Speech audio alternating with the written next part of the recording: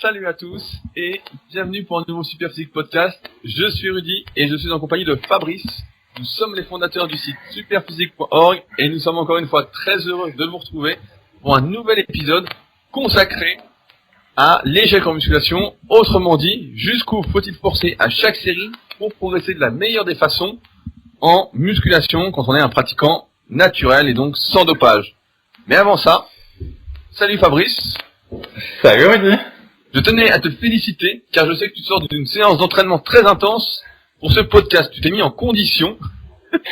Suite au récent podcast, il me semble que tu as fait la méthode Tabata, donc 4 minutes de corde à sauter. C'est bien ça? Non, effectivement, oui, la méthode Tabata. Non, donc j'ai fait 12 rounds de 3 minutes en corde à sauter. Donc ce que j'ai, c'est une corde dite de vitesse. C'est-à-dire même quand tu tournes les poignets relativement lentement, la corde va suffisamment vite pour que rien que en rythme normal, quoi, sans chercher à aller très vite, ça aille assez vite. Et donc du coup, c'est assez crevant. Donc 12 rounds de 3 minutes avec 30 secondes de pause entre chaque. Et au fil des rounds, tu sens le t-shirt qui se remplit de sueur. Et à la fin, donc c'est comme si j'avais sauté dans une piscine, quoi. Tu vois plus la couleur originelle du t-shirt tellement ça suinte de sueur. Et donc on a dû blablater avant le début du podcast parce que je continuais à suer et il fallait que je m'éponge. C'est toujours comme ça, tu sais, quand tu fais un effort vraiment intense pendant longtemps, tu sues beaucoup même après l'effort. Pendant 20 ou 30 minutes qui suivent, tu sues. Et donc pour pouvoir enregistrer le podcast et s'éponger en même temps, c'était un peu compliqué, mais ça y est. Là ça va mieux. Mais donc oui, ça me faisait penser à la méthode Tabata dont on a parlé la semaine dernière là avec les 4 minutes d'effort qui vaudraient 1 heure de course à pied. Bon. Non, mais là, ce qui est bien, c'est que t'as fait 12 séries de Tabata, en fait. Pratiquement. Oui, enfin, le Tabata, c'est censé être 20 secondes d'effort, 10 secondes de repos. Là, c'est des rounds de 3 minutes, c'est pas la même limonade, hein. Mais moi, je suis très surpris parce que, comme on avait dit que 4 minutes équivalaient à 1 heure d'effort, je me dis que t'as fait tout ça pour rien ou presque, quoi. Ouais, c'est ça. Et donc j'avais une anecdote sur le volume d'entraînement. La semaine dernière, on en parlait donc ensemble. Et récemment, donc je me suis acheté un nouveau kayak. Et malheureusement, quand on est sur Annecy l'été, le lac est un peu impraticable. Il y a des vagues dans tous les sens, il y a énormément de bateaux. Et pour faire du kayak comme je fais, en fait, il faut qu'il y ait aucune vague. Donc au final, on a trouvé un lac qui est à 45 minutes, 1 heure de route, en mettant les kayaks sur le toit, etc. de la voiture. Donc toute une organisation. Et le problème, c'est que quand on y va, donc avec mon pote, on se dit on a fait 1 heure de route, on va pas juste faire une séance d'1 heure, 1 heure et demie, on va faire 2 séances. Et donc par rapport aux capacités de récupération et donc au volume d'entraînement, là ça fait 2 semaines où on a fait en fait 6 séances mais sur 3 jours. Donc il y avait 2 séances en milieu de semaine et 4 séances le week-end.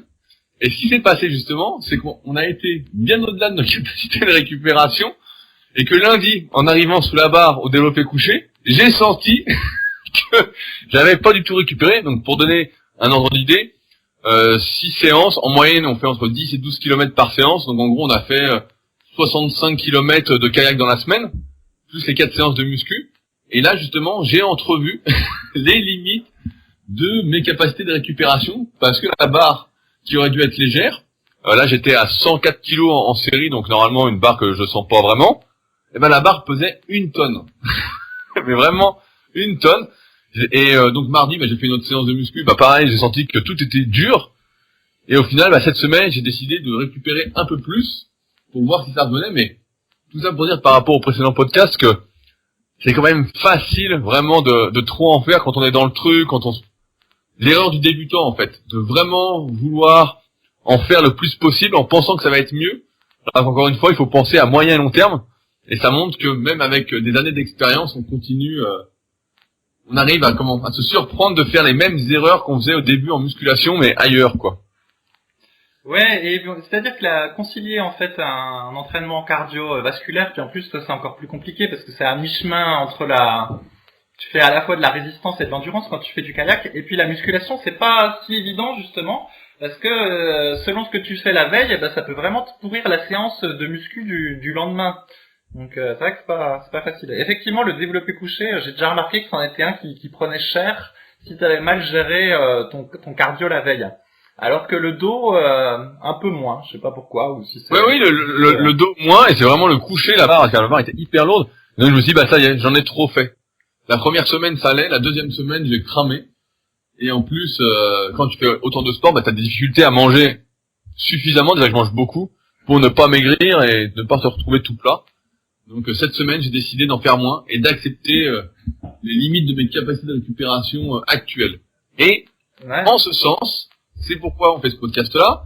Dans les erreurs que nous avons tous fait, ou presque au début, c'est celle de croire que plus on allait forcer en musculation, plus on allait progresser. C'est la fameuse théorie du no pain, no gain, où on entend tous les phrases un peu à la con du style si t'as pas tout donné, t'as rien donné. Ça me fait penser au film, je sais pas si tu l'as vu, ce film Bodybuilder. Oui, Tu l'as vu le film? il me semble, oui. Vas-y, redécris ce qui se passe. Ben en fait c'est l'histoire d'un jeune, je sais plus, de banlieue autour de Lyon, je crois, je sais plus exactement, mais et en gros son père est culturiste limite professionnel. Et suite à des déboires, le fils se retrouve avec son père dans la salle de muscu, et justement dans la salle, il y a justement marqué ces phrases-là un peu no pain no gain, quoi, du style t'as pas tout donné, t'as rien donné, ce qui compte c'est la première place, etc. Enfin bon, plein de petites phrases un peu comme ça pour l'ego. Et de ça découle le fait que beaucoup de pratiquants en musculation croient que si on n'a pas forcé à fond à chaque série, bah en fait cela peut s'apparenter, en exagérant, à une série d'échauffements, c'est une série qui ne va pas compter. C'est ainsi qu'on en avait parlé d'ailleurs, ça me fait penser à la vidéo que tu adores, Blood and Guts de Dorian Yates, où il ne fait qu'une série où il force vraiment sur chaque exercice, mais où en fait ces séries d'échauffements sont déjà pour nous des vraies séries de travail. Si tu te souviens bien de la vidéo. Oui, je me souviens bien, oui. Il fait une montée pyramidale et il fait une seule série à fond, quoi. Donc, dans les erreurs que nous avons faites, je voulais parler un peu de théorie. On pense tous que quand on force en musculation, du moins au début, lorsqu'on ne connaît pas grand-chose, ce qu'il y a, c'est que ce qui nous arrête au cours d'une série, ce sont nos muscles. En clair, qu'on atteint l'échec musculaire, l'incapacité de nos muscles à pouvoir se contracter. Et malheureusement, il faut le dire, l'échec musculaire est quelque chose qui n'existe pas. On a tous fait, avec Fabrice en tout cas, et tous les membres de Superphysique à l'époque, des tests avec l'électrostimulation. Fabrice en était d'ailleurs un fervent pratiquant.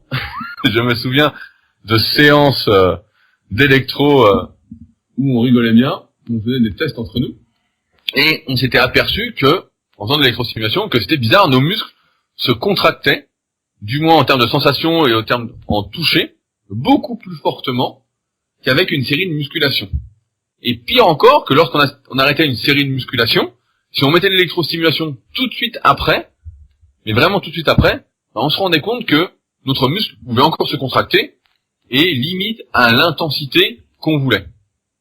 Et c'est ainsi donc qu'elle est apparue en fait dans notre on a pris conscience en tout cas de l'importance et même de la prédominance du système nerveux dans l'échec qui arrive en fin de série. Autrement dit, ce ne sont pas nos muscles qui n'ont plus les capacités de poursuivre la série, mais c'est notre système nerveux, c'est-à-dire notre cerveau, notre système nerveux périphérique, qui vont mettre en place des inhibitions, des limitations, pour nous empêcher, en fait, de pouvoir continuer. Et à la base, c'est simple, c'est pour nous protéger, pour réduire notre risque de blessure. Et pour ça, donc, il y a plusieurs mécanismes dont je voulais parler. Le plus connu, c'est ce qu'on appelle le déficit de force. Donc le déficit de force, vous connaissez tous sans doute l'histoire qui est racontée habituellement, à savoir qu'une mère de famille arrive à soulever une voiture comme par magie, parce que son fils va se faire écraser ou un truc du style. Et en fait, le déficit de force, c'est la différence entre la force qu'on peut démontrer actuellement de manière volontaire et la force que l'on pourrait démontrer si nous n'avions aucune inhibition. C'est-à-dire que si notre système nerveux n'envoyait pas de signal pour essayer de nous faire arrêter l'effort. Et plus on va forcer dans un effort, et plus on va recevoir justement d'inhibition. Alors évidemment, il y a pas mal de systèmes qui sont en jeu lorsqu'on s'entraîne. Donc il y a système nerveux, système musculaire, système énergétique, système immunitaire, système articulaire. Il y a beaucoup de choses qui sont en jeu, mais en tout cas dans une série classique de musculation, série moyenne, c'est-à-dire entre 6 et 10 répétitions, ce qui nous fait arrêter, c'est le système nerveux majoritairement. C'est lui qui va envoyer les ordres, on le sait très bien. Si on est fatigué nerveusement, nos muscles vont pas se contracter avec force, tout va être lourd, comme ce que je disais au début de ce podcast. Je suis fatigué nerveusement avec le kayak, j'en ai trop fait, et donc la barre me paraît lourde. Mes muscles sont peut-être un peu fatigués, mais étant donné les ressources qu'ils ont en eux, on est très très loin des limites de leur capacité. Mais c'est vraiment nerveusement qu'on est fatigué. Et c'est pourquoi, malheureusement, quand on force et qu'on croit atteindre l'échec musculaire, en fait, il n'en est rien. C'est seulement un échec nerveux. Est-ce que tu veux un autre exemple, c'est quand on est malade. Donc là, t'as fait du kayak, donc on peut encore penser que c'est parce que tes muscles sont fatigués du kayak. Et il y a sûrement un peu de ça aussi, mais des fois quand t'es malade, juste malade, mais que t'aurais dû t'entraîner le jour dit, donc a priori t'as pas de fatigue particulière, sinon la maladie, tes muscles sont comme d'habitude, ils ont le même visuel, tout ça, mais pour autant tu seras moins performant, et c'est juste la maladie qui fait que t'as moins été performant, alors que en théorie tu devrais faire la même séance que d'habitude, vu que tes muscles ne sont pas particulièrement plus fatigués que d'habitude. Oui, mais c'est ça, c'est exactement ça. Et on en parlait dans le podcast que j'avais fait avec Clément, donc le vainqueur des Super Games, où justement, si même vous avez une journée qui est compliquée au travail, personnel, etc., ça impacte nerveusement, et donc, en ayant les mêmes muscles, vous pouvez avoir des variations de force, qui montrent bien, encore une fois, que tout, ou presque, en tout cas notre force, dépend vraiment du système nerveux.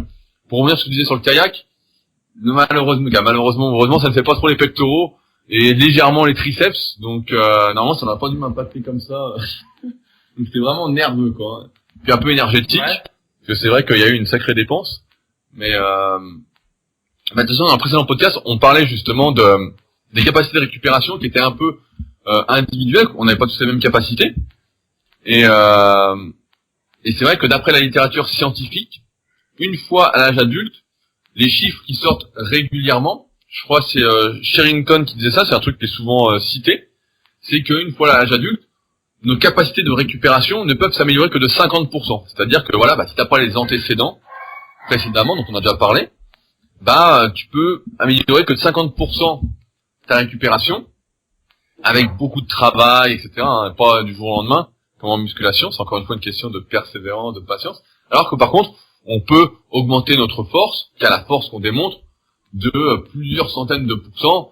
On peut passer de quelqu'un qui fait du coucher barre à vide à quelqu'un, au bout de quelques années, qui peut s'entraîner en série à 100 kg développé couché. En exagérant un petit peu, donc il peut multiplier par 5 sa force. Maintenant, ce qu'il faut savoir, comme on sait que c'est le système nerveux qui nous limite le plus, et que c'est lui qui va régir un peu l'efficacité de nos entraînements, notre capacité à être en forme, etc., il faut aussi savoir que c'est lui qui récupère le plus doucement d'un effort intense. Un bon exemple, c'est les pratiquants de force athlétique, de powerlifting. Je ne sais pas si vous avez le seul livre en France sur la force athlétique de Marc Bouillot. En tout cas, si vous ne l'avez pas, je ne sais pas si vous pouvez encore vous procurer parce qu'il n'avait pas très bien marché alors que c'était pourtant la référence sur le sujet, mais c'est un petit milieu. Et donc, en force athlétique, ce qui se passe, c'est que lorsqu'on a une compétition, donc une compétition de force athlétique, si vous connaissez pas, c'est de réaliser un maxi au squat, au développé couché et au soulevé de terre. Donc quand on a une compétition, avant la compétition en général, on pratique ce qu'on appelle des déloads, c'est-à-dire une semaine, plusieurs semaines suivant le niveau de la personne et ses capacités de récupération, on va s'entraîner de manière plus légère, avec moins de volume d'entraînement et des charges un peu moins importantes. Et après la compétition, on va pas remettre des charges lourdes tout de suite, parce que justement, en ayant forcé à fond, en ayant fait des maxis, c'est ce qui impacte le plus le système nerveux, et on se retrouve dans l'incapacité de pouvoir reprendre aux charges où on était, ou même de réaliser ce qu'on a fait à la compétition une semaine après. Et les études démontrent justement qu'après un effort intense comme ça, il faut parfois plus de 10 jours, encore une fois en fonction des personnes, pour pouvoir récupérer nerveusement, revenir à 100%. Et nous en musculation, c'est pareil, si on force le plus possible à chaque série qu'on fait, etc., à chaque fois, alors même si on fait des séries plus longues, pour que ça impacte moins nerveusement, je renvoie au podcast qu'on avait fait, les 3 facteurs de l'hypertrophie musculaire, où on abordait justement le meilleur compromis pour prendre du muscle, pour justement limiter l'impact du système nerveux.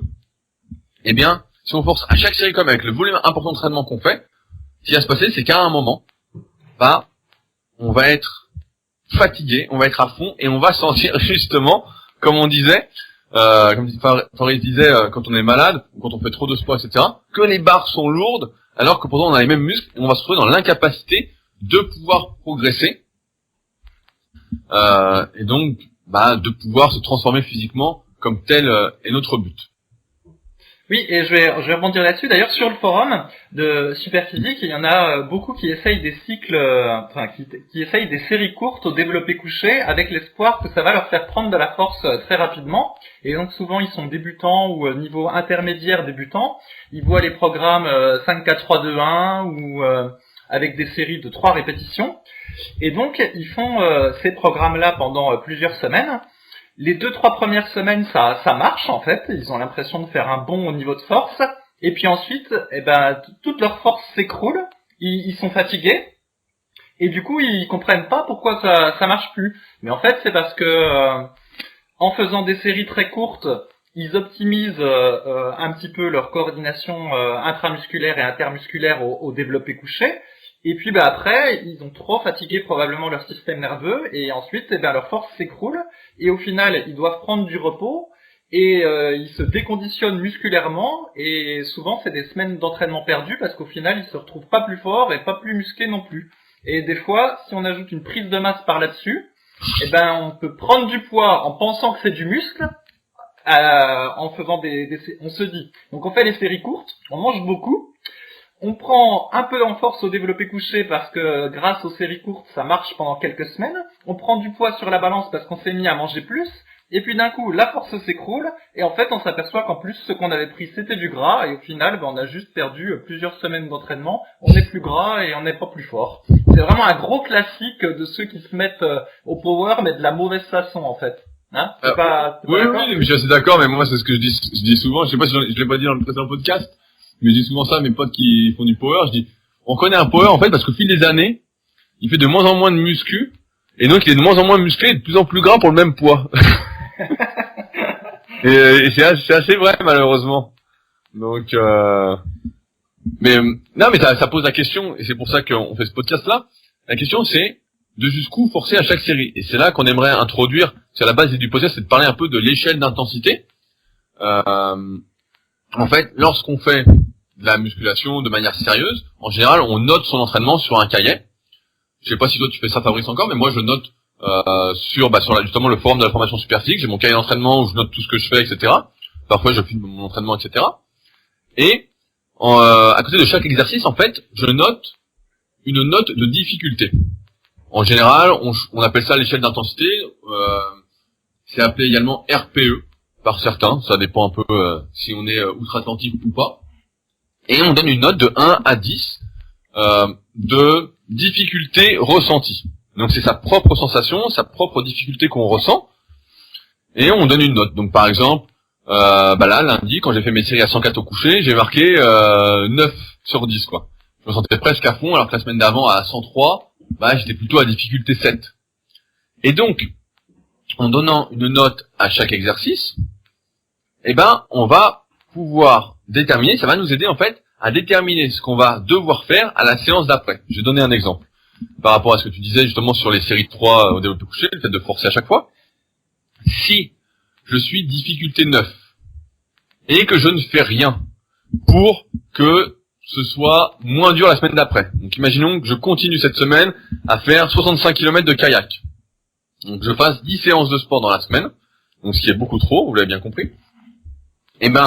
Il ne faut surtout pas que j'essaye de faire à 105 kg, parce que si je fais à 105 kg, c'est sûr à 95% que je vais louper. Et donc, dans un objectif de progrès, ça n'a aucun intérêt. Si par contre, je suis difficulté 9, et que je réfléchis correctement, je vais me dire, au lieu de m'acharner, je me dis, voilà, qu'est-ce que je peux faire pour que la difficulté redescende, ou que je réussisse, ou que je récupère. Donc il y a plusieurs solutions qui sont je ralentis mon activité cardiovasculaire et dans ce cas-là, ça devrait bien se passer. Rendez-vous au prochain podcast pour en parler. Tiens, j'en parlerai comme ça. Fabrice, fais-moi penser d'en parler la prochaine fois. Soit je modifie mon cycle de progression. Donc là, je fais des séries de 10. Donc au lieu de faire des séries de 10, je peux me dire, je fais des séries de 8. Ou je peux me dire, j'augmente mon temps de récupération entre chaque série. Mais c'est pas ma logique. Actuellement, sachant que je m'entraîne avec des faibles temps de récupération pour les concours super physiques. Donc du club super physique. Ou bien, je fais un déload, c'est-à-dire une semaine facile. Et en fait, cette échelle d'intensité, c'est quelque chose de très important que moi j'utilise beaucoup avec mes élèves que je coach à distance quand ils se filment en fait, parce que je me rends compte que aujourd'hui, si on s'entraîne seul dans son coin, etc., on peut avoir, et c'est quelque chose qui, j'ai pas envie de dire s'améliore, mais change au fil du temps, on peut avoir une mauvaise perception de la difficulté de l'exercice qu'on fait. Donc, je prends un exemple. Voilà, j'ai un exemple. J'ai Marc. Marc, je sais que tu m'écoutes. C'est un de mes élèves qui vient d'arriver au Super Physique Gym. Et Marc, quand il fait ses résumés d'entraînement, il me note ou Thomas. Thomas aussi vient en ce moment à la salle. Ils habitent pas loin, donc ils viennent. Et je vois les difficultés sur le fichier. Je vois difficulté 8, difficulté 9 et tout. Je me dis ils forcent les mecs vraiment à fond quoi. Et la première fois où j'ai vu Marc s'entraîner à la salle, donc le Super Physique Gym, c'est une salle que j'ai sur Annecy qui est un peu secrète pour ceux qui veulent s'entraîner et progresser. Autrement dit, si vous n'êtes pas dans l'optique de progresser, ne m'écrivez pas pour venir vous y entraîner. Sinon, vous êtes les bienvenus avec plaisir. Et donc, je l'ai vu s'entraîner et je lui dis, malgré le fait que j'avais vu des vidéos, je lui dis, mais en fait, là, tes difficultés, pour moi, t'es 5. Et lui, il se rendait pas compte. Et donc, à un moment, je lui dis, on va regarder tes vidéos ensemble et tu vas me dire. Et après, il m'a vu m'entraîner à côté. Il me dit, en fait, je peux forcer plus. Et pareil pour Thomas, qui est venu la semaine dernière et qui est encore là, qui est venu hier et qui vient demain. Donc là, on est mercredi, donc il vient jeudi, pour justement que je regarde ses séances, etc. Et pareil, je le vois s'entraîner et je me dis en fait, t'es hyper facile. Et après, il y avait d'autres problèmes. Il était plus dans l'optique de contrôler ses répétitions, etc., de bien faire. Donc ce qui est bien parce qu'il débute la musculation. Et maintenant, il est temps d'accélérer un peu. Et pareil, il mettait des notes en fait qui étaient trop élevées par rapport à ce qu'il en était réellement. Et c'est pourquoi, j'en reviens encore une fois, à l'importance de se filmer, voire même, si on est un peu perdu, de se faire coacher, pour justement que la vitesse de progression puisse être adaptée par rapport à l'échelle de difficulté, aux notes que vous mettez. C'est ça qui va déterminer souvent ce que je vois comme erreur. Aussi, on en parle beaucoup sur le forum de la formation super physique, quand on parle souvent des cycles de progression.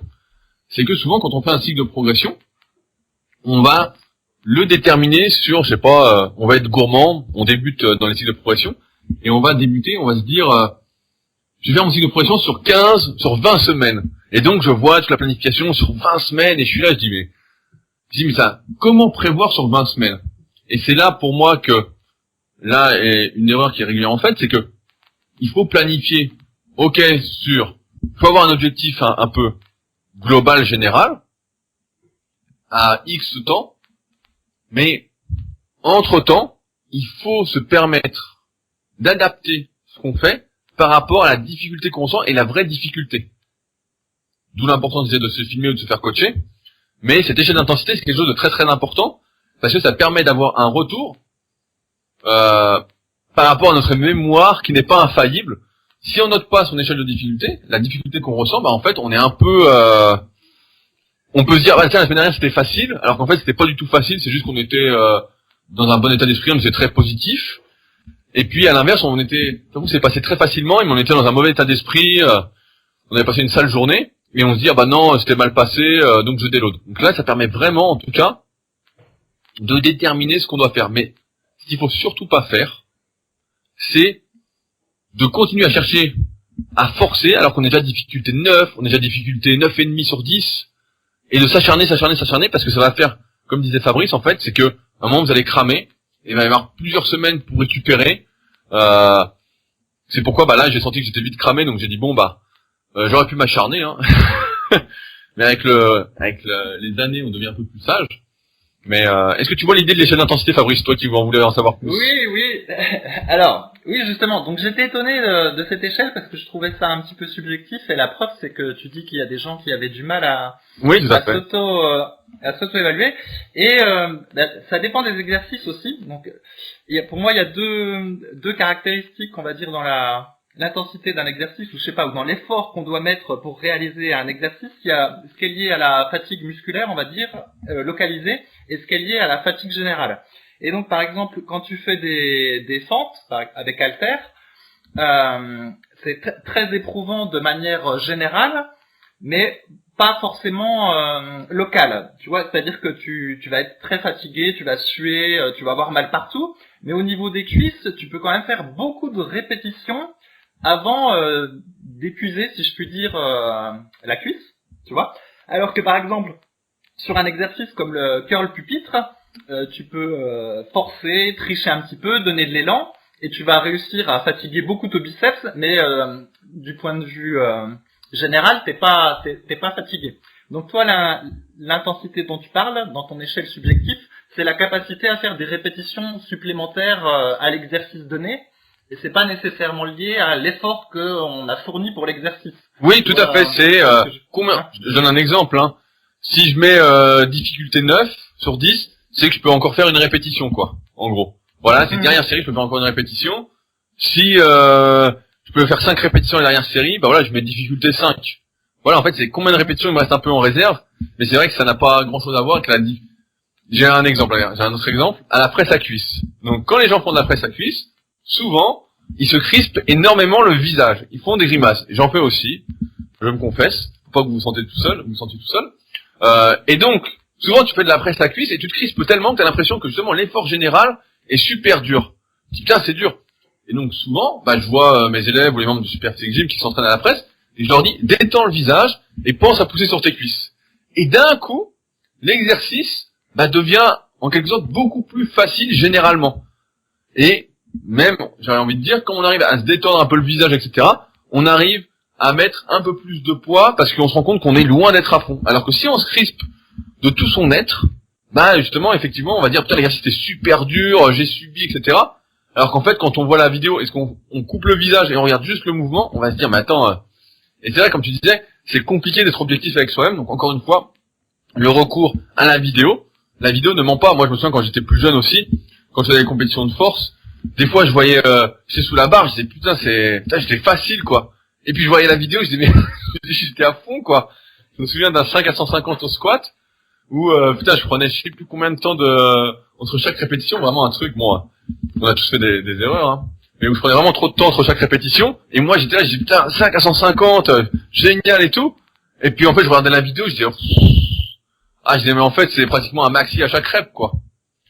Donc, c'est pour ça que je pense que c'est important d'avoir un double repère en quelque sorte, surtout sur l'exercice où on croit qu'on est à fond, etc. Moi en général c'est ce que je fais faire et ce que je fais pour moi, c'est que je me filme lorsque je me dis que ça c'est dur. Dans les séries, je dis allez, je vais filmer une série pour voir comment c'est. Souvent on a en plus des surprises techniques. Ou quand sur un exercice d'isolation, par exemple, parce que j'utilise pas le même cycle de progression, j'augmente la charge. Et je me dis, tiens, je vais filmer pour voir comment c'est, si c'est toujours propre, etc. Et donc, ça amène la question, et je vais introduire une notion qui doit être intégrée par tous, qui va permettre de déterminer jusqu'où forcer, en fait, à chaque série, c'est la notion d'objectif. En fait, lorsque on est un pratiquant naturel, qu'on ne prend pas de produits dopants, ce qui va amener la transformation physique et le fait de prendre du muscle, c'est soit d'accroître la tension mécanique, soit d'accroître le stress métabolique. En général, c'est un facteur des deux. On trouve le meilleur compromis pour soi, en fonction des exercices, etc. Et à partir de là, on va se fixer des objectifs à chaque séance. Et ce qui compte, ça va être justement seulement, et je dis bien seulement, d'atteindre l'objectif. Le but n'est pas de forcer le plus possible pour y arriver, bien que certaines fois, notamment en fin de cycle de progression, il y a des chances qu'on doit forcer à fond. Par exemple, quand je préparais les Super Physique Games, il y a des séances où j'étais pratiquement à fond, j'ai vraiment dû forcer parce qu'il y avait l'objectif de la compétition, donc j'ai dû forcer. Mais la plupart du temps, il ne faut surtout pas être dans l'optique de battre ses records à chaque séance. Ça, c'est le pire. Je me souviens d'une phrase de Jean Texier, je sais pas si c'était de lui, mais qui disait l'entraînement, c'est l'entraînement, ce n'est pas fait justement pour battre des records à chaque fois, ce n'est pas une compétition à chaque fois. Et beaucoup sont malheureusement, et je pense que c'est une erreur pour ça qu'on fait ce podcast, dans cette optique de l'entraînement c'est la compétition, il faut battre ses records à chaque fois, et la réalité c'est qu'on bat pas ses records à chaque fois. Si on regarde les records dans n'importe quelle discipline sportive, on voit qu'ils sont rarement battus, que la plupart du temps, même quand on est à fond, on bat pas ses records, parce que pour battre ses records, il faut une longue préparation. Donc en fait, ce qu'il faut, à chaque séance, c'est se programmer des objectifs, en fonction justement de cette échelle d'intensité. Moi, qui me sert énormément donc pour déterminer la vitesse de progression de mes élèves, ou même ma vitesse de progression, je me dis bon, je relis ma séance, je dis bon, c'était compliqué, ou bon, c'était facile.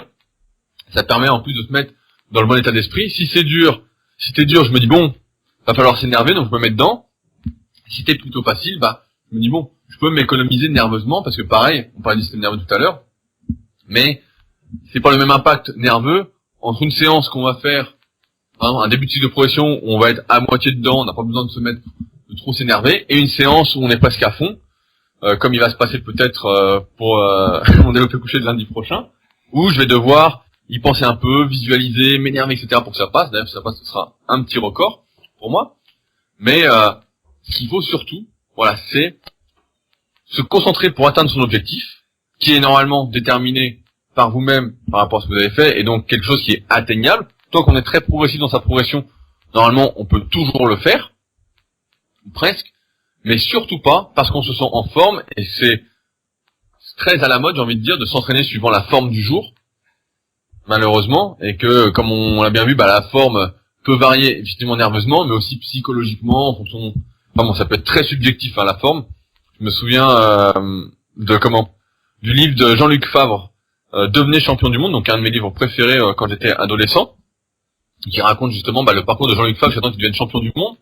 Et à un moment, il explique que son dos c'était un point faible pendant des années, etc. C'était pas son point fort, et c'est vrai que c'était pas vraiment son point fort comparé aux bras et aux pecs et aux épaules. Et à un moment, il disait il dit si tu veux du dos, il dit en plus moi j'avais pas trop travaillé le dos, il dit j'ai appris à arrêter de m'écouter. Il dit parce que le problème c'est que j'étais à la salle, j'avais pas trop envie de faire le dos, donc je faisais des petites poulies, je faisais des petits exercices, etc. Je forçais pas trop, je cherchais la sensation, etc. Et à un moment il dit je me suis dit si je veux gagner le championnat du monde, etc. Donc il était bien évidemment dopé, mais il dit je me suis dit je vais arrêter de m'écouter et je vais faire ce qu'il faut pour. Il dit je vais faire des vrais exercices, donc c'était traction à la barre fixe, c'était au rowing bar, etc. Et finalement on voit comme il y a des photos tout au long du livre, on voit que ça a plutôt bien marché puisqu'à la fin il avait réussi à mieux développer son dos, grâce évidemment aussi aux produits dopants. Mais tout ça pour dire qu'il faut peut-être pas trop s'écouter. C'est normal d'avoir de temps en temps des jours de méforme, mais s'entraîner tout le temps suivant la forme du jour, en fait, c'est une bonne façon de ne jamais vraiment progresser. Un coup la barre est lourde, un coup la barre est légère, et c'est pour ça qu'on est plus dans l'optique en fait de fixer un objectif très progressif par rapport à ce qu'on a noté, et de faire ce qu'il faut pour l'atteindre, quitte à devoir forcer s'il le faut, pour ensuite faire un déload ou modifier son cycle de progression pour la suite, mais surtout de ne pas forcer. Allez, je prends un autre exemple qui est assez simple à comprendre. Imaginons, vous vous entraînez à 100 kg développé couché. Et, comme par hasard, ce jour-là, vous vous sentez en super forme. Et vous dites, tiens, je vais faire un maxi. Donc vous allez peut-être monter à 130 ou 140. Donc rajouter 30 à 40% de poids sur la barre. Et ça, c'est l'une des meilleures façons de se blesser. Même si vous êtes en forme, rajouter 40%, donc 40 kilos sur une barre, alors que vous n'êtes pas préparé. Ça n'a pas été envisagé. Vous n'avez pas préparé vos articulations, vos tendons, vos muscles à ça. C'est une très bonne façon de vous blesser. Donc encore une fois, un point pour être progressif et surtout pour s'entraîner en fonction des objectifs qu'on s'est fixés. Et si c'est facile, tant mieux. J'ai même envie de dire, plus c'est facile, mieux c'est. Vous avez moins de chances de vous blesser, vous allez récupérer plus rapidement, vous pourrez vous entraîner plus rapidement. Et si c'est dur, c'est dur, tout en sachant que plus on va forcer et moins on va pouvoir s'entraîner, en tout cas dans cette optique de progrès régulièrement. C'est d'ailleurs pour ça que je suis contre pas mal de techniques d'intensification, comme les répétitions forcées ou les séries dégressives, parce que ça augmente le délai de récupération. Alors certes, on en parlait dans le précédent podcast, la notion de surprogrès n'existe pas. Et c'est pourquoi, en théorie, effectivement, no pain no gain, plus on force, plus on va progresser. Dans la pratique, plus on force et moins on va pouvoir s'entraîner. Et comme on sait qu'il y a une fréquence qui est un peu idéale en fonction de chaque individu, je crois qu'on a déjà fait un podcast là-dessus, qui se résume entre une séance pour chaque muscle tous les 4 à 7 jours, à partir d'un niveau intermédiaire, de manière directe, hein, sans compter les indirects. Par exemple, développé couché prise serré pour les triceps, mais qui fait aussi les pecs, donc qui fait une sorte de rappel entre guillemets. Et donc si on sort de cette fréquence, en fait, on va pas pouvoir mettre en place un progrès. Et donc ça perd un peu de son intérêt. On se retrouve dans cette philosophie du no pain, no gain. Et malheureusement, il y a plutôt pain et pas de gain. À moi. Alors, à moi de commenter tout ce que tu as dit. Donc, sur l'échelle d'intensité, donc j'ai un système très légèrement, un peu différent du tien. En gros, sur mon carnet d'entraînement, si jamais je pense que je peux grappiller quelque chose la fois prochaine, je me contente de mettre les charges que les performances du jour, et je mets pas de commentaires particuliers. Si la série était difficile et que je pense que la fois prochaine ça va être difficile, je mets un petit point d'exclamation. Si la série était très difficile et je suis quasiment sûr de pas réussir à grappiller quelque chose la fois d'après, je mets 2 petits points d'exclamation, et ça veut dire que la fois d'après, il faudra que j'essaye de faire un changement, je sais pas, que j'abaisse le poids ou que j'allonge la récupération comme t'as dit, mais que je fasse un changement parce que j'arriverai pas à gagner, c'est sûr. Si j'ai 2 points d'exclamation, c'est quasiment sûr que je vais pas y arriver, donc je vais pas tenter, parce qu'après ça déprime en fait quand tu tentes et que ça marche pas. Donc c'est pas une échelle de 0 à 10, mais c'est des petits points d'exclamation.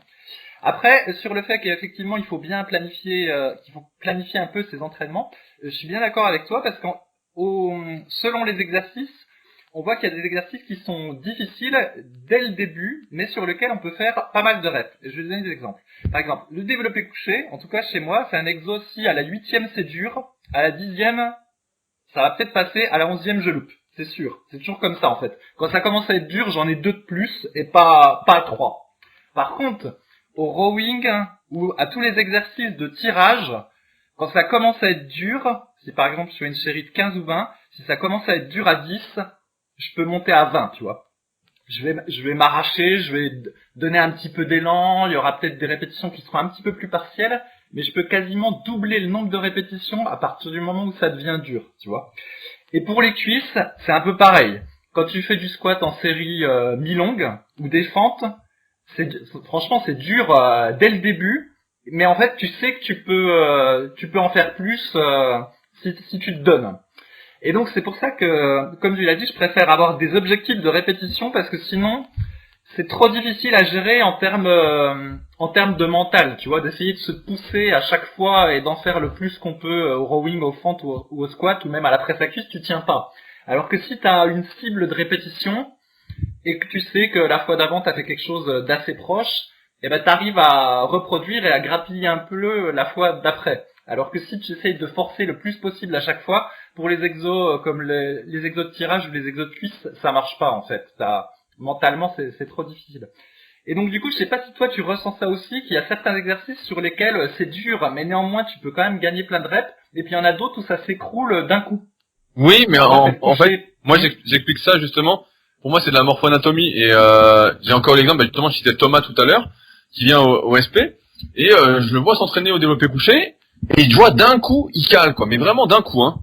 Et donc je fais son analyse, j'avais déjà fait son analyse, hein, c'est mon élève, et je vois son placement était bien, mais bon il y a pas trop de cage, et surtout il a les bras très très longs. Et j'ai remarqué ça. Si t'as les bras très longs, en fait tu vas pas sur les développés, tu vas pas pouvoir rajouter énormément de répétitions dès que tu coinces. Tu vois, si t'as 2 répétitions de développé couché, moi j'en ai 3. Donc c'est-à-dire si je m'arrête à 7, normalement je peux aller jusqu'à 10. Ouais, si je fais un respo à 7, je peux aller jusqu'à 10. Et lui c'était encore pire, et j'ai l'impression que plus t'as les bras longs, plus c'est dur. À l'inverse, quelqu'un qui a les bras courts, au développé couché ou au développé pour les épaules, il peut rajouter plein de répétitions. On voit que l'effort demandé, ça va. Et moi, c'est comme toi, au tirage, je peux rajouter des répétitions. Je vois que je peux en rajouter. Je prends un exemple. Au Super 6 Games, je crois que au rowing planche, j'ai dû faire une petite pause à 14, à 80, et j'ai été jusqu'à 20 reps, à 80 kilos. Donc là, j'ai pu en rajouter 6. Et je pense que ça dépend vraiment, en fait, de sa morphoanatomie, là, ce pourquoi t'es fait. À l'inverse, ceux qui ont des bras courts, bah, en général, ouais, ils arrivent à moins rajouter de répétitions sur les tirages aussi. Mais sinon, ils sont pas très doués pour les tirages en règle générale. Parce que le grand dorsal, ça sert de manière plus rectiligne. Et donc, bon, bah, il y a moins de muscles qui permettent de tirer. Mais ouais, moi j'ai remarqué ça aussi. Et comme tu disais, c'est très important de se fixer un nombre de répétitions, un objectif à chaque séance, sur chaque exercice. Et Yann de la Team Super Physique disait justement un truc très juste à l'époque où on s'entraînait ensemble, etc. Et où justement, moi je forçais le plus possible, etc. J'ai fait ces trucs-là, mais vraiment à fond. Il disait, non mais, il dit t'es pas à fond. Il disait, si on te met un pistolet sur la tempe et qu'on dit tu dois encore en faire une, tu vas encore en faire une en fait. Et en fait, ça veut tout simplement dire que tu peux toujours forcer plus. Si ta vie est en jeu, si voilà, il y a une chose extraordinaire qui arrive, tu peux toujours en faire plus.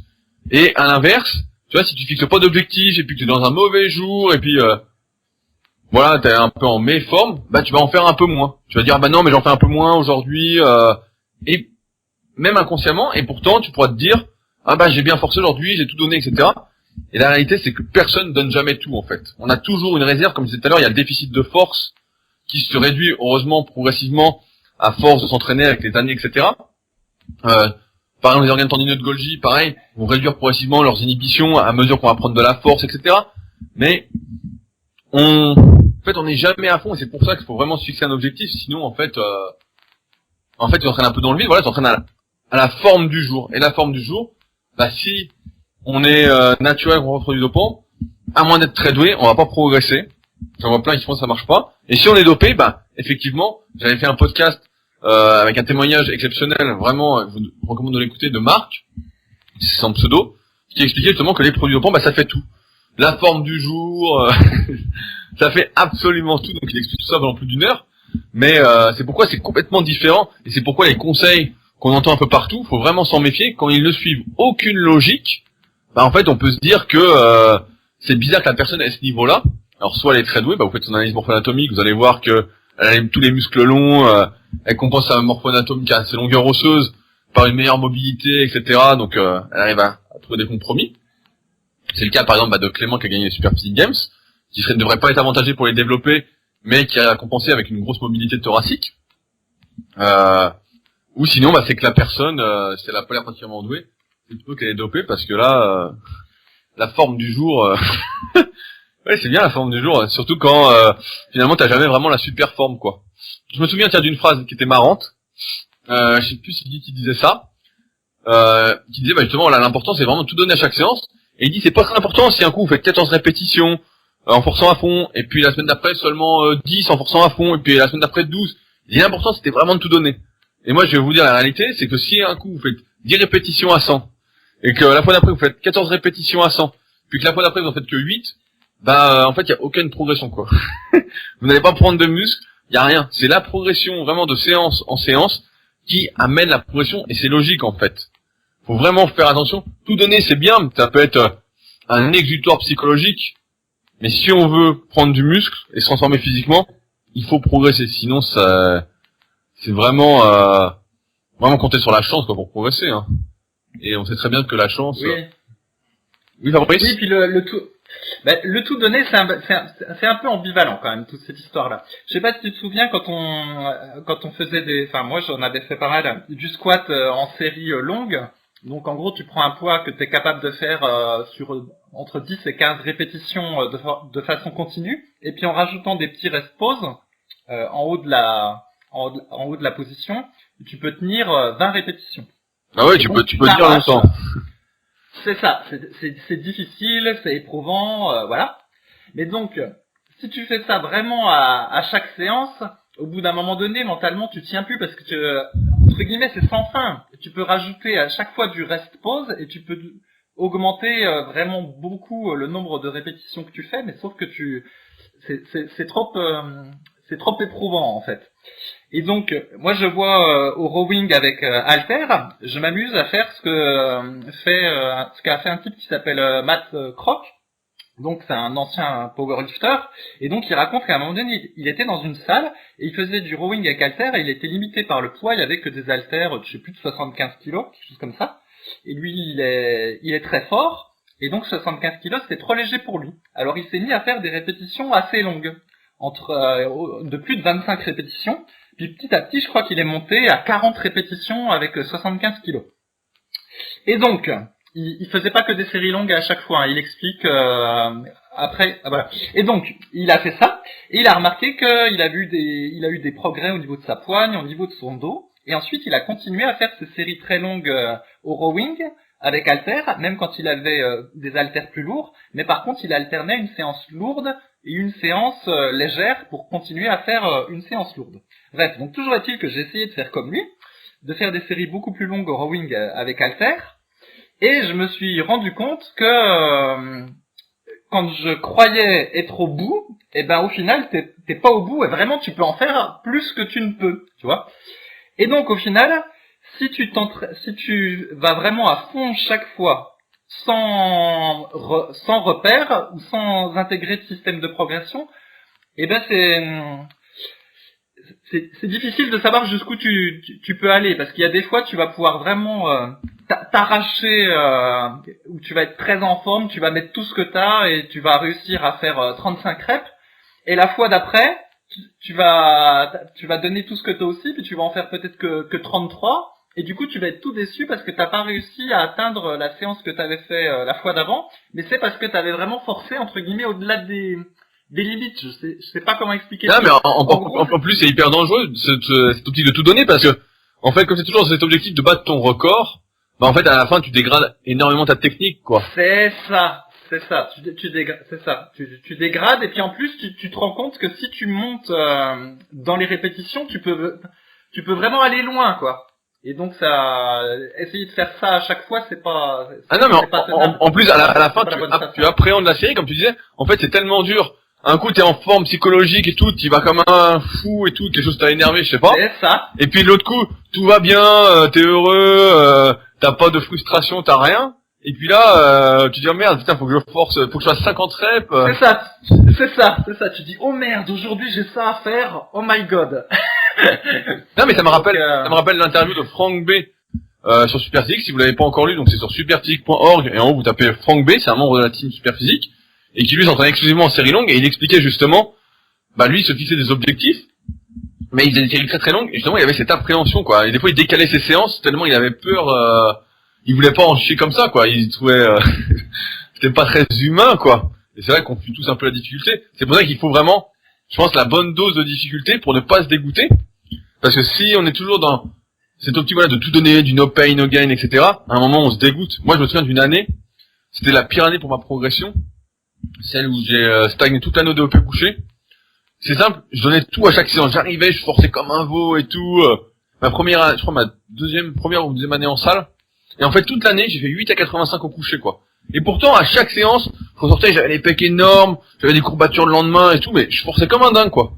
Mais ça bougeait pas, quoi. Et puis, l'année d'après, je me dis, bon bah je vais reprendre, j'ai mis un an quand même pratiquement à cogiter, je me dis, je vais reprendre ce que je faisais avant de me coucher, qui avait bien marché. Donc le cycle de Marc Casabianca qu'on a sur le site Superphysique, et d'un coup, putain, mon coucher a pris plus de 20 kilos à la claque, quoi, sur l'année, hein. Donc ça fait à peu près 2 kilos par mois, et c'est là que je me dis, bah finalement, voilà, forcer à fond c'est bien, mais pas souvent, et surtout mieux vaut avoir cette notion d'objectif, de planification, etc., sinon... moi j'ai même envie, je dis souvent, voilà, l'échec entraîne l'échec. Voilà, c'est bien, t'échoues une fois, c'est bien, t'apprends du truc, etc. Mais si tu fais que échouer à chaque fois, à chaque séance, à un moment tu te décourages, t'abandonnes, t'es plus dedans, quoi. Surtout ces exercices durs, comme tu dis, du squat en série longue, du revenu en série longue. Ouais, c'est comme si tu disais, si tu fais des séries de 50 aux fentes, avec des poids de 20 kilos, je te dirais, putain, là, t'as pas envie d'y aller, quoi. Et Mais en fait, les fentes c'est encore pire parce que t'as un espèce de rest pause vu que tu fais une jambe sur deux. Donc t'as un rest pause en gros à chaque répétition pour une des jambes. Donc du coup tu peux si vraiment tu te donnes à fond, tu peux aller très très loin, quoi. Mais c'est pas reproductible d'une séance à l'autre. Tu peux pas, quoi. C'est un peu comme avec la presse à cuisse. Tu sais, si tu acceptes moi je le fais pas, mais si tu verrouilles tes genoux en haut et que tu fais une pause d'1 ou 2 secondes, tu peux faire beaucoup plus de reps que si t'enchaînes tout en continu, tu vois. Ah bah oui, mais moi je sais, j'ai déjà fait des trucs comme ça. Ouais. C'est des trucs, t'enchaînes 10 répétitions, t'attends un peu en haut, puis là tu te dis bon bah c'est comme le squat tout à l'heure, tu dis je peux aller jusqu'à 20, jusqu'à 30 reps hein. Ouais, et là tu peux. Et pareil, si tu fais des élévations latérales en unilatéral, avec un bras sur l'autre, et ben comme t'as un petit repos quand tu fais l'autre bras, bah, c'est pareil, tu peux en faire beaucoup, et donc si tu te fixes pas un nombre de répétitions d'une séance à l'autre, c'est trop difficile, tu tiens pas sur la durée. Après, une technique que j'utilise des fois, comment dire, en début de cycle de progression, quand tu travailles léger, t'as quand même envie de te faire plaisir. Alors ce que je fais, si les 3 premières séries je force pas pour gagner de la marge, et ben sur la 4e, et ben je me fais un petit peu plus plaisir et puis là je peux faire plus de répétitions. Tu vois, c'est ce qu'on appelle un back offset. Mais en t'arrêtant avant d'aller à l'échec. Bah ça dépend des fois. Des fois Ah tu te laisses aller Fabrice. Bah moi mais en tout cas j'en ferai qu'une, tu vois. ouais mais moi des fois je vais faire ça à mes élèves, je l'appelle une série max, mais je dis tu t'arrêtes 1 ou 2 reps avant d'être à l'échec pour justement qu'il y ait une marge quoi. Et ça c'est un truc que j'utilise souvent quand je prépare les concours super physiques aussi. C'est que je fais souvent voilà un back offset comme tu dis, sauf que je m'arrête 1 ou 2 reps avant de forcer et chaque semaine grâce à ça je peux me fixer un objectif en me disant voilà difficulté j'étais tant, là je peux en faire 1 de plus ou 2 de plus. Donc c'est plus mais ouais si je vais à l'échec je vois bien et en plus plus il y a lourd, plus tu mets lourd sur tes barres et plus tu vas forcer de façon concomitante et plus ça va te crever en fait. Moins tu vas récupérer c'est ça. Comme je disais tout à l'heure, les capacités de récupération n'augmentent pas de façon illimitée, pas autant que la force et donc à un moment quand c'est lourd et que tu forces, c'est pour ça que ceux qui s'entraînent par exemple à haute fréquence, on avait fait un podcast, en général c'est des mecs qui forcent pas souvent, en fait ils font beaucoup de volume, mais ils sont très très loin d'être à 10 sur 10 en difficulté. Ils sont à 7, et c'était à 7, bah moi aussi à 7 si je fais des séries, je sais pas, des séries de 5 à 110 au coucher, bah ouais, même 5 à 120, je peux en faire presque tous les jours quoi en fait, ça me fatigue pas. Mais à partir du moment où tu vas forcer, si je faisais je sais pas 12 à 120, bah là je peux pas tous les jours quoi. Déjà une fois par semaine, et encore c'est pas dit que je refasse ça sans appréhension. Il y a ça aussi, si tu forces, tu vas à l'échec, t'as l'appréhension la semaine d'après ou quand tu fais la séance de faire aussi bien quoi. Tu te dis putain j'étais à fond, est-ce que je vais pouvoir refaire pareil, est-ce que je vais pouvoir en rajouter une? T'as vraiment une appréhension que tu n'as pas si tu es dans cette optique d'objectif et de réussite. Et je crois bien même que ça va au-delà de la muscu, mais quand t'es habitué à réussir en muscu, bah en fait t'entretiens un peu un cercle vertueux. Et dans la vie, bah c'est un peu pareil quoi. Si tu réussis un truc, après tu prends confiance, et puis t'as confiance en toi, etc. Et bah tu réalises plus de choses quoi. Sinon t'es un peu fourré quoi. Donc. Une autre chose que j'ai apprise au fil du temps, c'est donc j'évite les séries en dessous de 8 répétitions. Parce que un échec sur une série en dessous de 8 répétitions, ça coûte plus cher en termes de récupération nerveuse que sur une série de 12 ou une série de 15. Tu vois? Ah ouais, oui. Bah non, mais je suis assez d'accord, parce que c'est pour ça que le powerlifting est vraiment, que la force athlétique est vraiment un entraînement avant tout nerveux, où la technique a vraiment une très très grande importance, tous les placements, etc. Et ensuite, bien fixer cette technique-là. C'est vraiment un sport très nerveux, où si tu forces, comme je disais, t'es à 10 sur 10, bah, ou à 9,5 sur 10 à chaque fois, bah, tu crames, en fait. Tu peux pas tenir, donc, ouais, c'est sûr que plus la série est courte et plus l'effort est nerveux, et comme on le disait tout à l'heure, le système nerveux, c'est ce qui récupère le plus doucement. Donc, si on peut éviter de le tartiner à chaque fois, voire de le préserver, bah, c'était même mieux, quoi. Alors après, effectivement, nos propos peuvent paraître contradictoires parce qu'on dit qu'il faut quand même se donner, mais en même temps qu'il faut suivre ce qu'on a prévu. Et qu'il y a des débutants qui se donnent trop, mais que des fois, quand on regarde leurs vidéos, ils se donnent pas assez. Alors c'est vrai que c'est un peu compliqué à comprendre tout ça, parce que en salle, il y en a qui donnent l'impression de forcer, mais on voit bien qu'ils forcent pas vraiment. Tu vois, quelqu'un qui a pas de goutte de sueur quand il fait du squat ou de la presse à cuisse, et puis qui braille comme si en faisant croire qu'il force, pour moi, il force pas. Sinon, il devrait y avoir des gouttes de sueur, tu vois. Et donc, ce qu'il faut essayer de faire, c'est je sais pas comment dire, c'est essayer de dépasser l'échec. C'est-à-dire ne pas atteindre l'échec, mais en même temps essayer de pousser ses répétitions pour en faire suffisamment. Alors, je sais pas comment. Oui, non, mais je vois ce que tu veux dire. En fait, on fait ce podcast-là aussi parce qu'on a remarqué que, de mon expérience actuelle, que beaucoup de personnes, contrairement à mon époque, en fait, s'entraînaient sans forcer, en ayant l'impression de forcer. Et c'est vrai qu'on a recommandé au fil des années, donc ça fait plus de 10 ans que Superphysique existe, qui a presque 10 ans, de ne pas aller à l'échec. Mais ne pas aller à l'échec, ça ne veut pas dire ne pas forcer. Il y a un juste milieu. Et c'est pourquoi, je pense que des bons repères, encore une fois, si vous n'êtes pas coaché, etc., c'est par exemple de regarder les vidéos du club Superphysique, de voir ce que c'est que de forcer vraiment. Et vous allez voir des gens, pour passer des niveaux sur le club Superphysique, donc clubsuperphysique.org, qui forcent vraiment. Et voilà, ça c'est forcé, ça c'est du 10 sur 10 des fois. Et des fois, vous verrez que ça a l'air facile. Et ainsi, si vous filmez vous pourrez comparer et vous aider à mettre des vraies notes.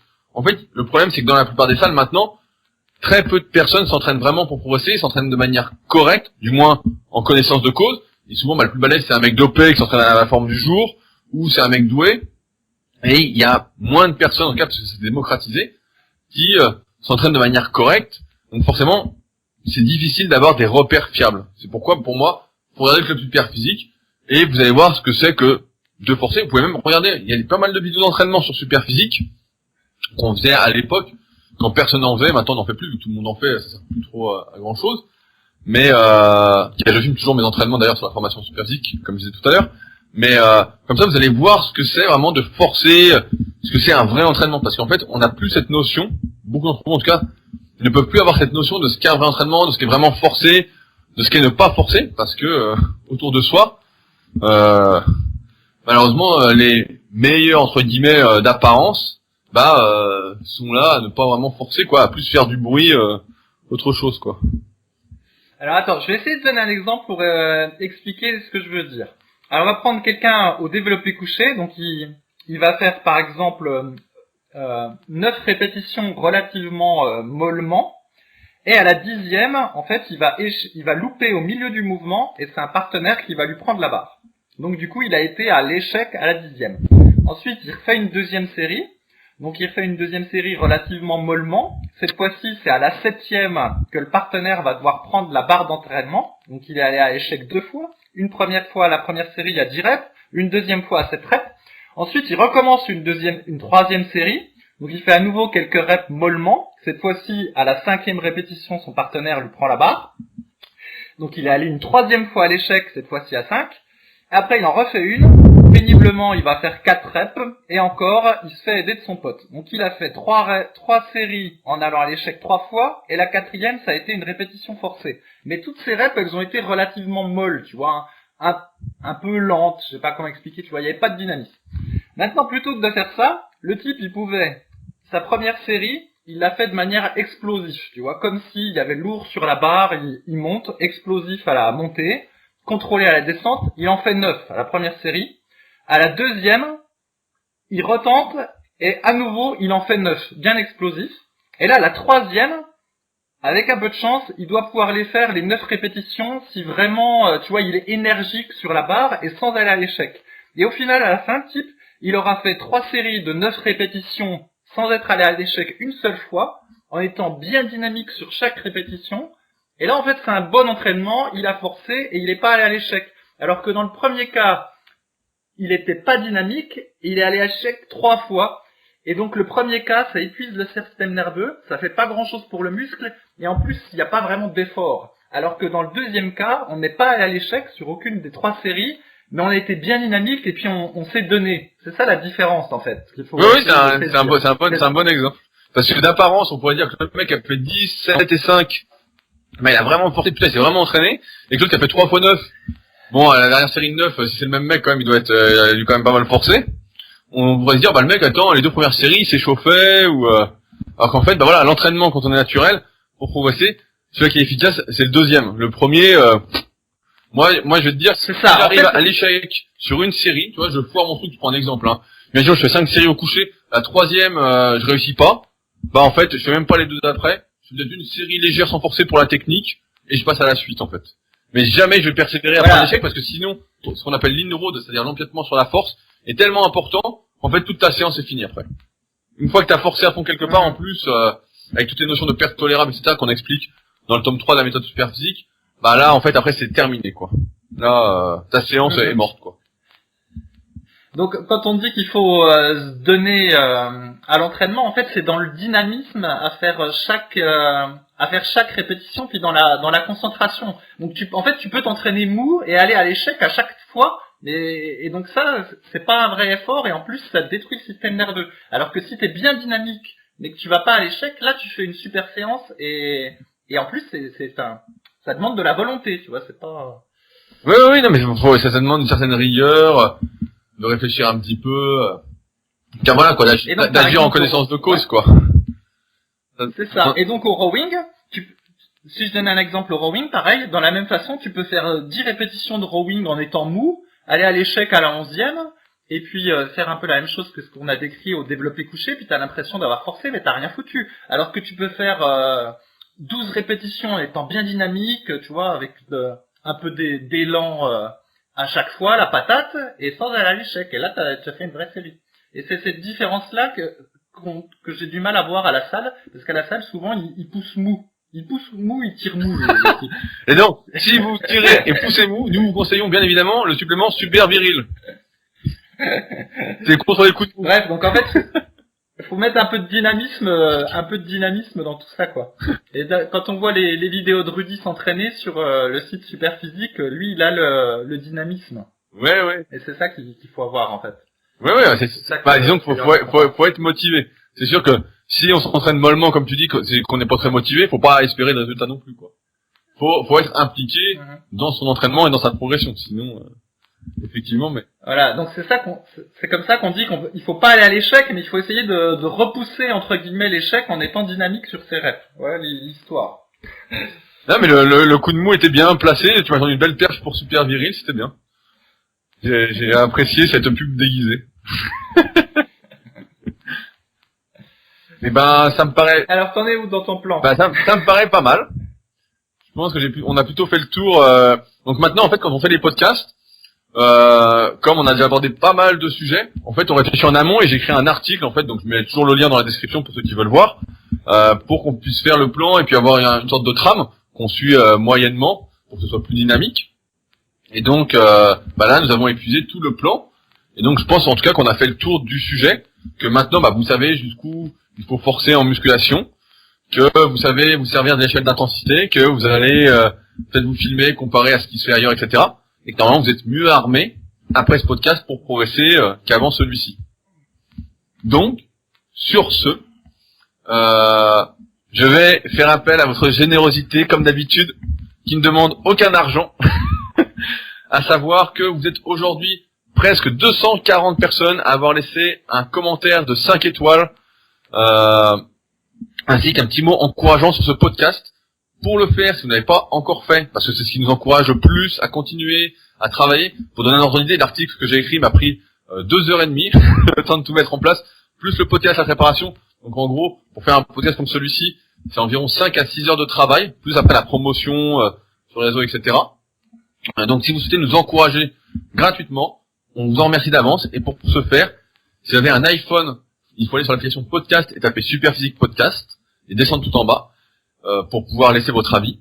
Si vous êtes sur Mac ou sur PC, il faut télécharger iTunes si vous n'avez pas et taper Superphysique Podcast pour pouvoir laisser un petit commentaire. Et en tout cas, nous, on vous remercie d'avance de le faire. Encore une fois, c'est vraiment... ça égaye, en tout cas. Moi, je regarde toujours les commentaires avant qu'on enregistre le podcast, parce que ça met de bonne humeur. Et ça nous aide, en tout cas, à continuer de faire ce bon travail. Allez, je nous lance des fleurs. Comme ça, c'est fait. Sur ce, donc, on se retrouve, je pense, dès la semaine prochaine, encore une fois, pour un nouveau podcast. Et si vous avez des idées de sujets, n'hésitez pas à nous écrire pour nous en faire part. Je laisse un petit lien pour me contacter en cas de besoin dans la description. Salut! Salut! On a fait quoi? On a fait 1 heure là, non?